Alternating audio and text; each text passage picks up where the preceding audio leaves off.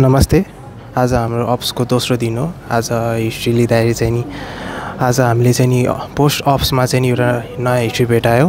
त्यहाँ चाहिँ नि एकजना 33 फिमेल हुनुहुन्थ्यो जसले चाहिँ नि सिएस गर्नुभएको रहेछ। अनि उहाँको चाहिँ पहिलो बच्चा चाहिँ नि नर्मल डेलिभरी भएको रहेछ, तर यसपालि चाहिँ उहाँले चाहिँ नि सिएस गर्नु परेको छ।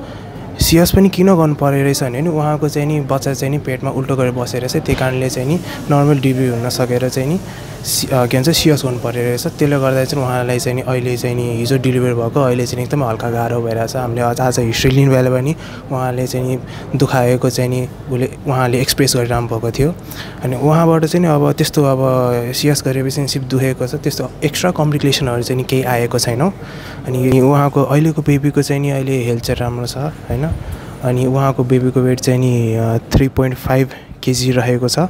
अनि 3.5 केजी रहेको छ। उहाँको चाहिँ नि अब डेलिभरी सिएस गर्नुभएको चाहिँ नि 9 मन्थ्स अनि 1 विकहरू कटेपछि चाहिँ उहाँले चाहिँ आफ्नो यहाँ सिएस गरेको रहेछ। यहाँबाट वाटर ड्रप्सहरू त्यस्तो केही देखेको छैन रहेछ। अहिले उहाँको चाहिँ नि सबै राम्रो भइरहेछ। बेबी पनि हेल्दी छ, राम्रो देखेको छ बेबी, एकदम क्युट छ। हजुरले भने मिस गर्नु होला, एन्जुम्सन गर्न सक्नुहुन्छ होला। यति भन्दै म यहाँ समाप्त गर्छु। धन्यवाद।